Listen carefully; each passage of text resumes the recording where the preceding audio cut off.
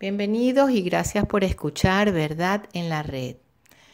Hoy les traemos el primer capítulo de este librito que se llama Entrega confiada a la Divina Providencia, el secreto de paz y felicidad. Este librito fue publicado por primera vez en 1961 por el sacerdote jesuita Padre Jean-Baptiste Saint-Jure y Saint-Claude de la Colombière, sacerdote jesuita también. Este libro ayuda mucho en los momentos de duda, de tristeza, de desasosiego ante las circunstancias que se puedan estar viviendo, donde pareciese que Dios no nos escucha o que nos parece que está mal lo que nos está pasando. Esperamos que sea de utilidad y por favor dejen en los comentarios si les gustaría continuar escuchando el resto de los capítulos de este librito. Capítulo 1. La voluntad de Dios creó y gobierna todas las cosas. Dios controla todos los acontecimientos, sean buenos o malos. ¿Cómo no puede Dios querer o permitir el mal? Dios hace todo con suprema sabiduría. Las pruebas y los castigos son bendiciones de Dios y prueba de su misericordia. Nuestras pruebas nunca son mayores que nuestra fuerza para soportarlas. Tratando de la voluntad de Dios, Santo Tomás, siguiendo a San Agustín, enseña que es la causa de todo lo que existe.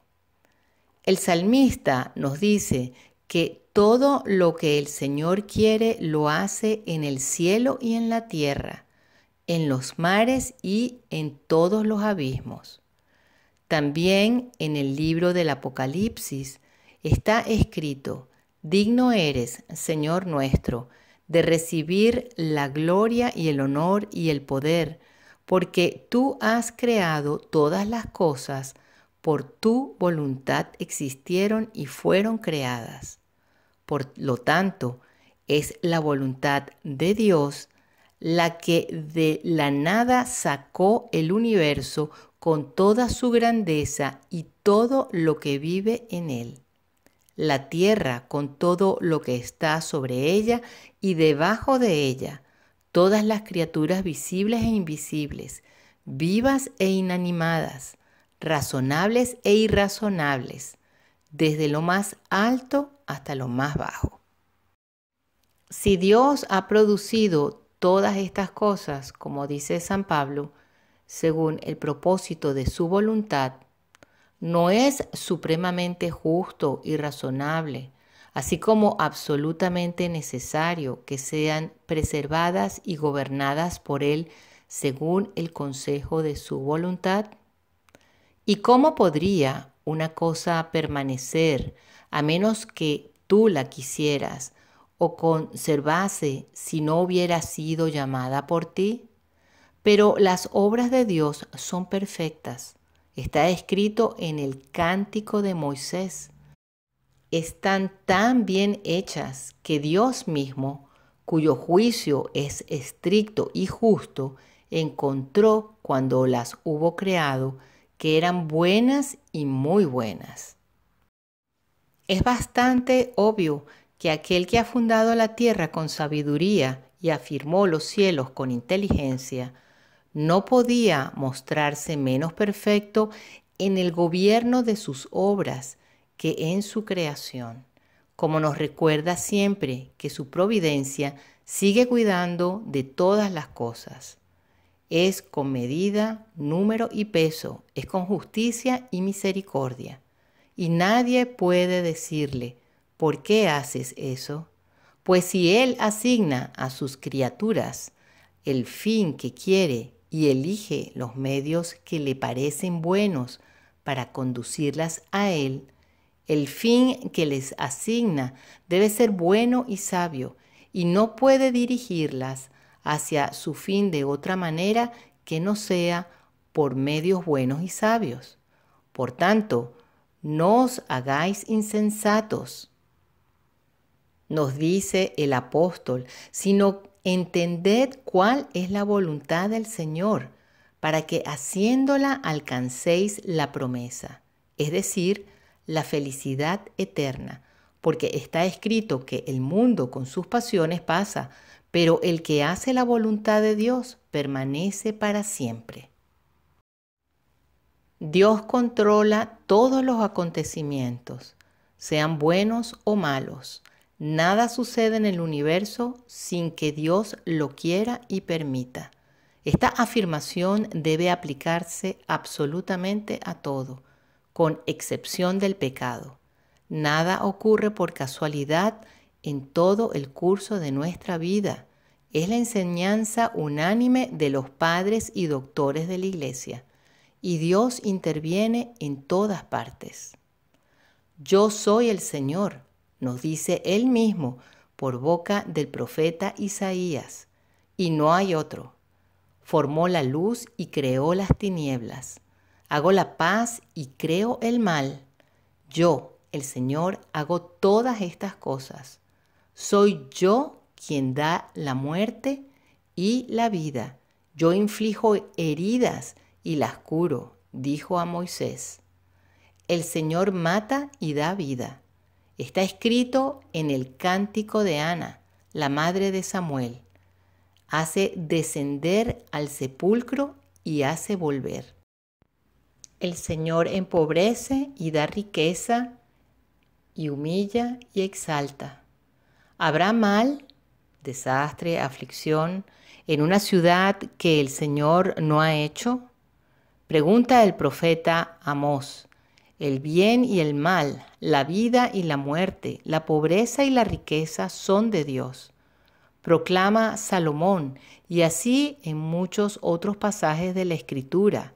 Quizás dirás que si bien esto es cierto de ciertos efectos necesarios como la enfermedad, la muerte, el frío y el calor, y otros accidentes debidos a causas naturales que no tienen libertad de acción, no puede decirse lo mismo en el caso de las cosas que resultan del libre albedrío del hombre, porque si objetaras, alguien me calumnia, me roba, me golpea, me persigue, ¿cómo puedo atribuir su conducta a la voluntad de Dios, que lejos de querer que yo sea tratado de esa manera, lo prohíbe expresamente?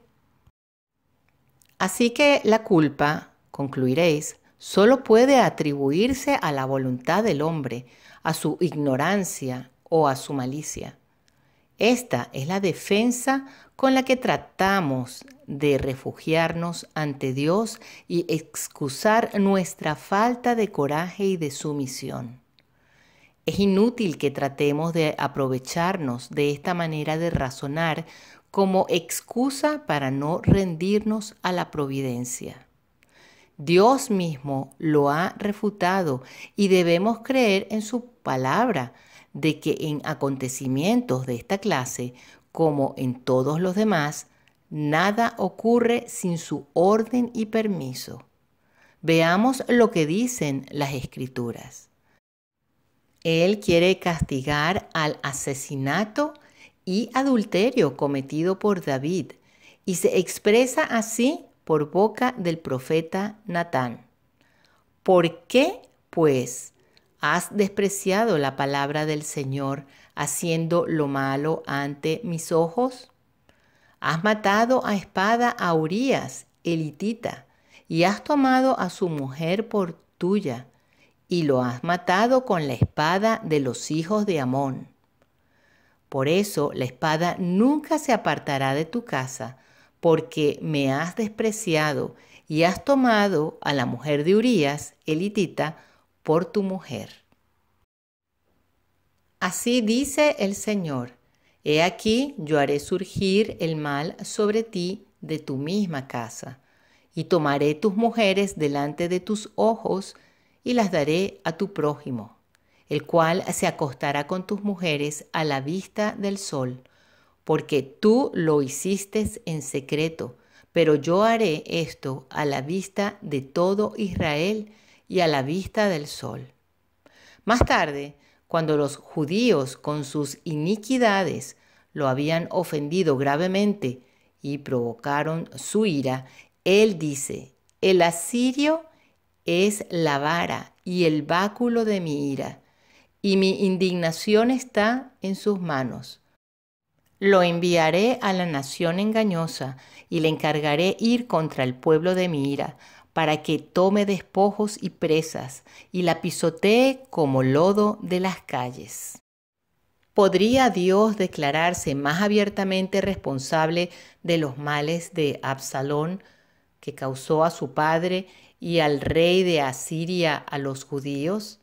Sería fácil encontrar otros ejemplos, pero estos son suficientes. Concluyamos pues con San Agustín. Todo lo que nos sucede en este mundo contra nuestra voluntad, sea por obra de los hombres o por otras causas, no sucede solo por voluntad de Dios, por disposición de la providencia, por órdenes suyas y bajo su dirección.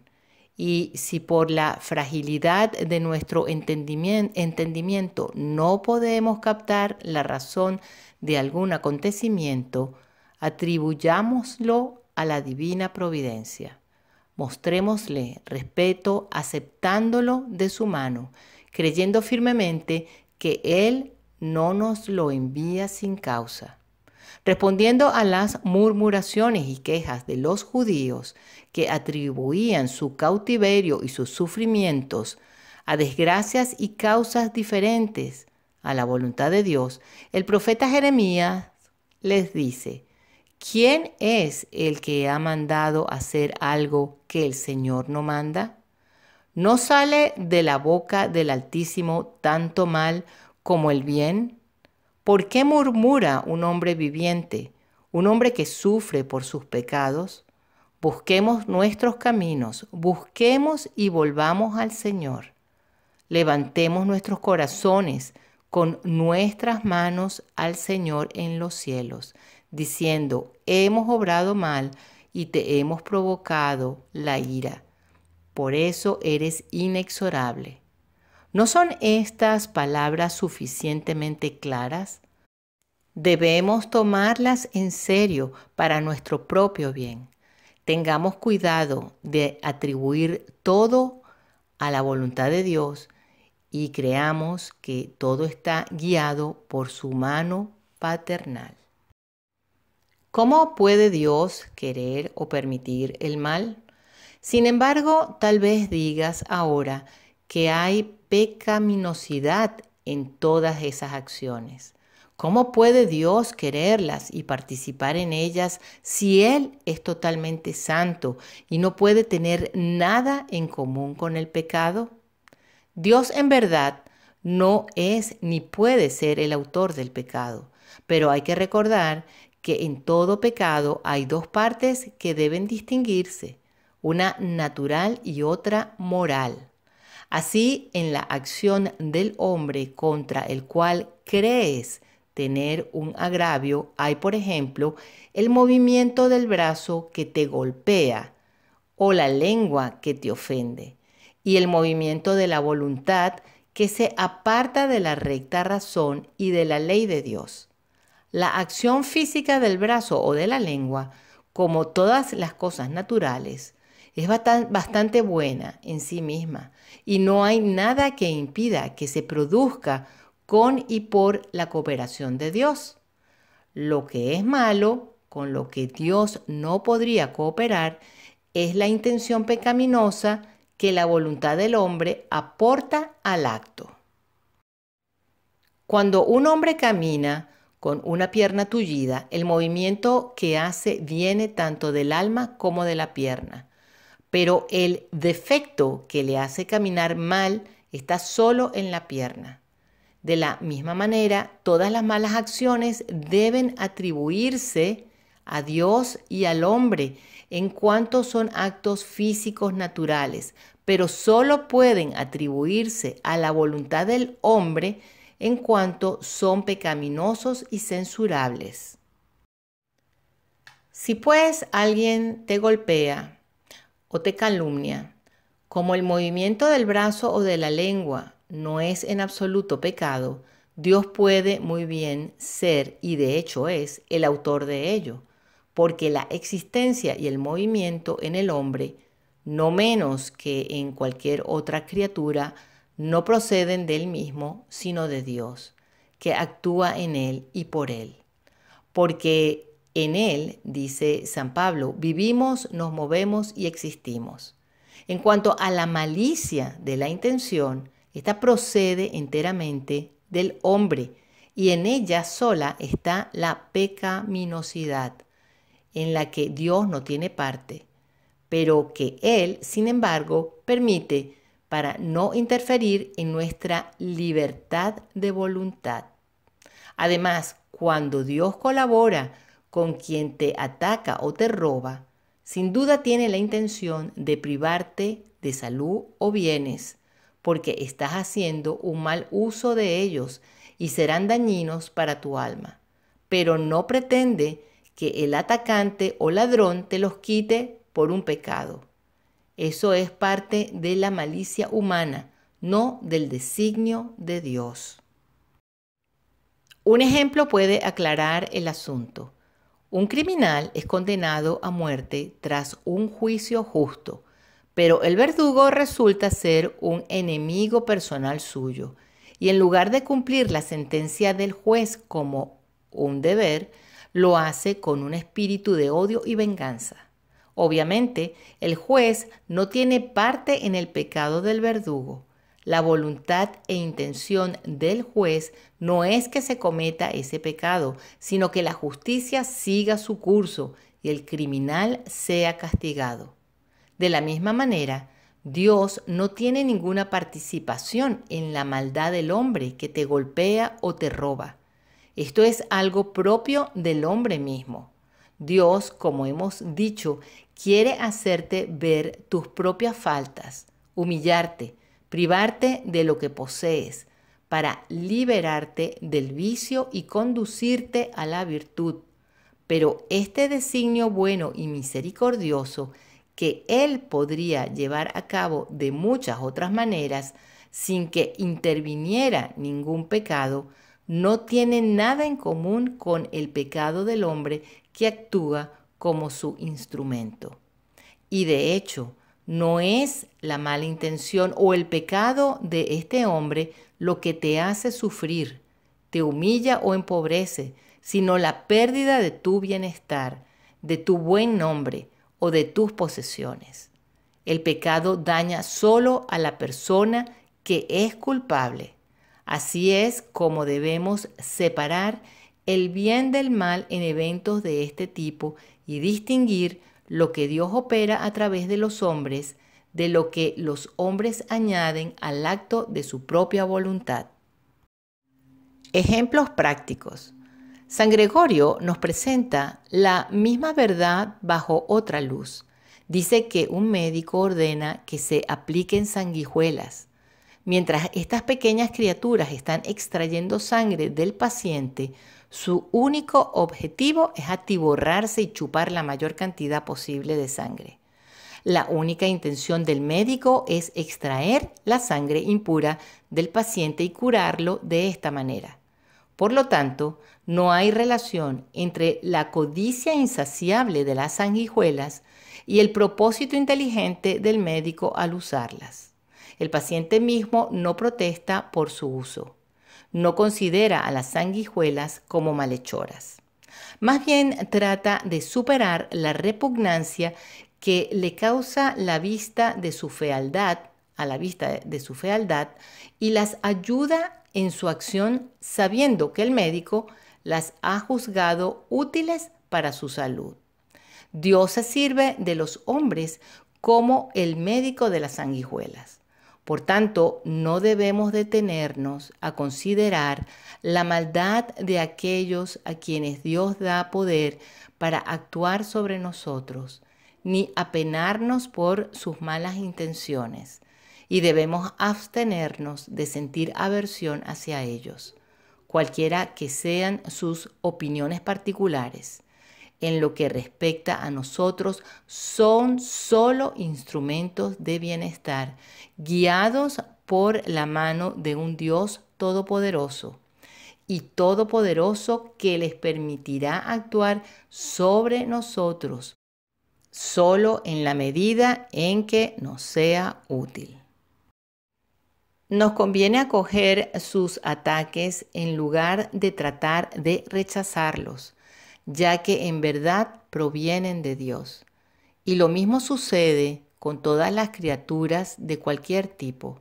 Ninguna de ellas podría actuar sobre nosotros a menos que el poder le fuera dado desde arriba. El poder le fue dado desde arriba. Esta verdad ha sido siempre familiar a las mentes de aquellos verdaderamente iluminados por Dios. Tenemos un ejemplo célebre en Job. Él pierde a sus hijos y sus posesiones, cae de la cima de la fortuna a las profundidades de la pobreza. Y dice, el Señor dio y el Señor quitó. Como quiso el Señor, así sea.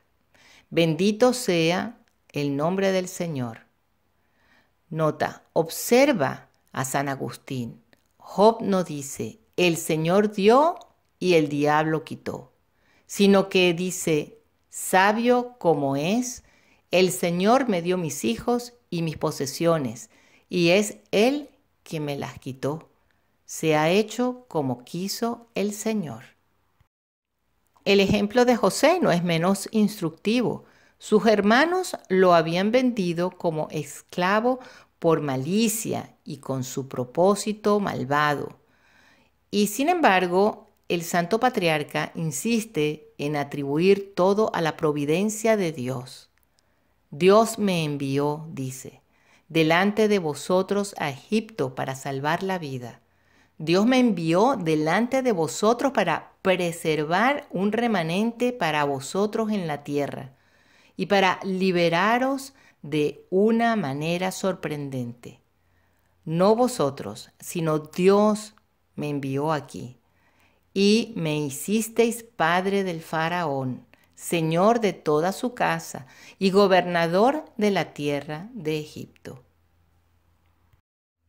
Escuchemos ahora al mismo Salvador que bajó del cielo para enseñarnos con su palabra y su ejemplo.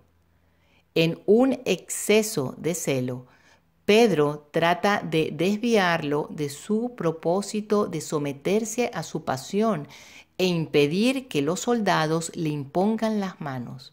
Pero Jesús le dice, ¿no he de beber el cáliz que el Padre me ha dado?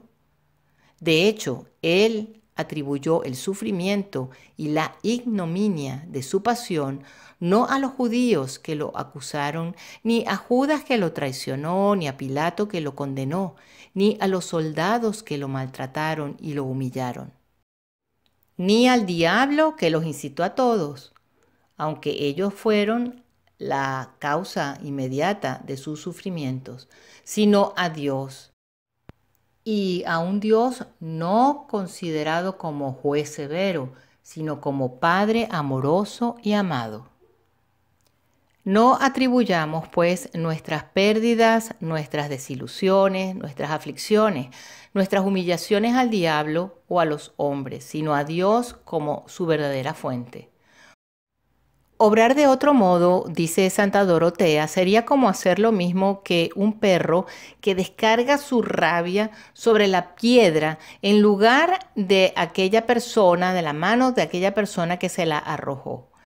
Así que tengamos cuidado y no digamos, fulano es la causa de mi desgracia. Vuestras desgracias no son obra de esta o aquella persona, sino de Dios. Y lo que debe daros seguridad es que Dios El bien supremo está guiado en todas sus acciones por su sabiduría más profunda para fines santos y sobrenaturales. Dios hace todo con suprema sabiduría. Toda sabiduría viene del Señor Dios, como la encontramos en el libro del Eclesiástico, y con él permanece para siempre y es anterior a todos los tiempos, y la ha derramado sobre todas sus obras. ¡Cuán multitudinarias son sus obras! Oh Señor, exclama el salmista, con sabiduría las has hecho todas.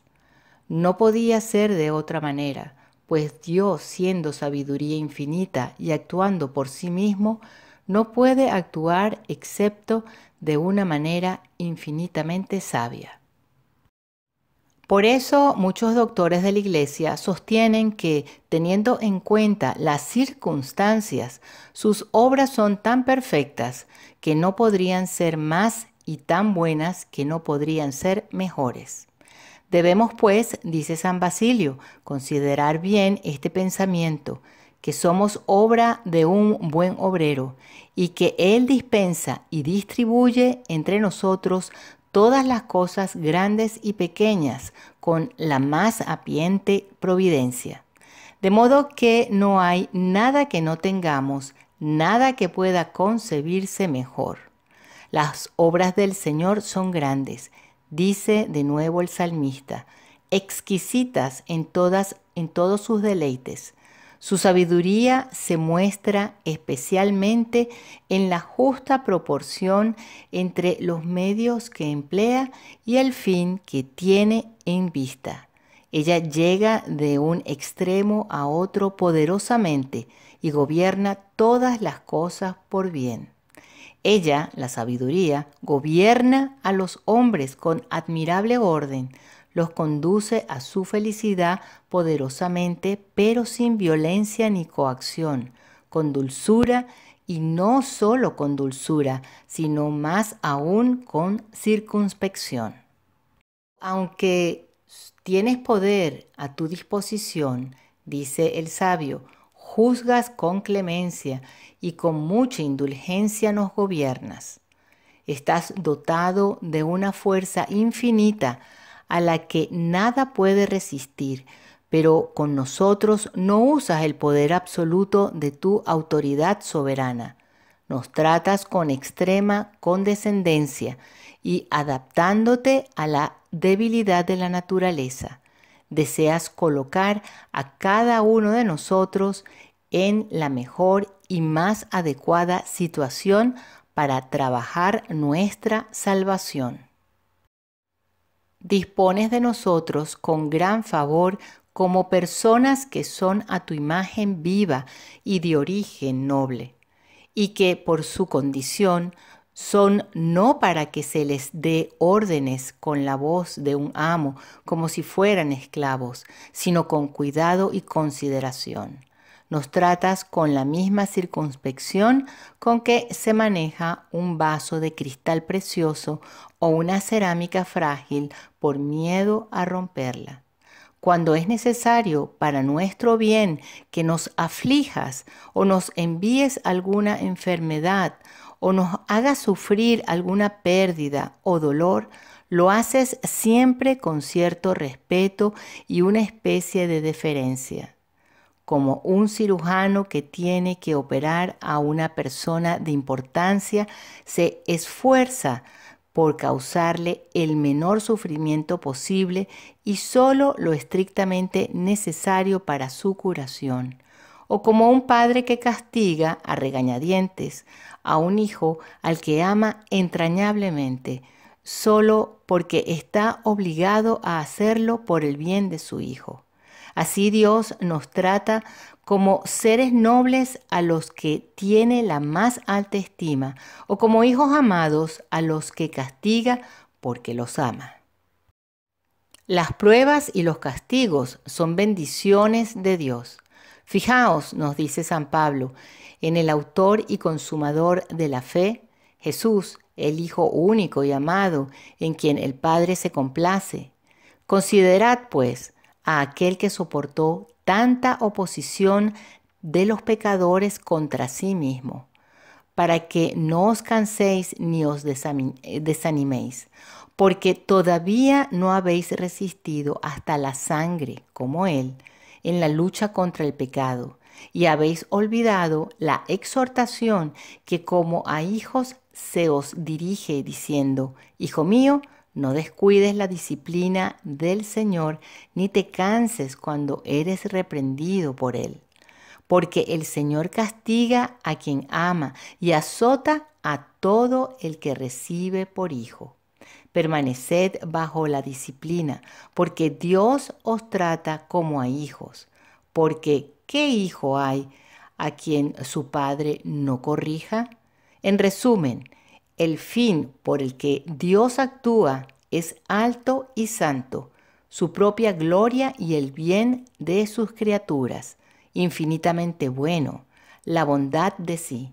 Él busca hacernos a todos perfectos, atrayéndonos hacia Él y haciéndonos partícipes de su divinidad en la medida de nuestras capacidades. Pero debido a los estrechos lazos que ha establecido con nosotros por la unión de nuestra naturaleza con la suya en la persona de su Hijo, somos de una manera aún más especial el objeto de su benevolencia y tierno cuidado.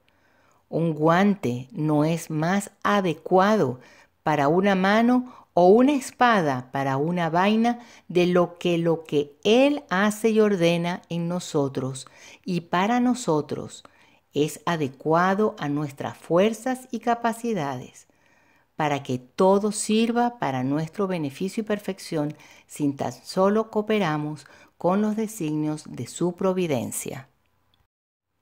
Nuestras pruebas nunca son mayores que nuestra fuerza para soportarlas.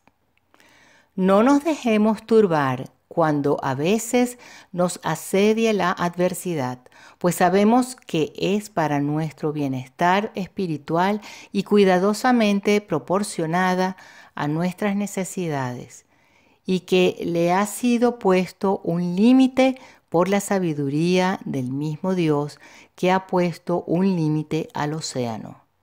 A veces podría parecer que el mar en su furia se desbordaría e inundaría la tierra, pero respeta los límites de su orilla y sus olas rompen sobre la arena blanda.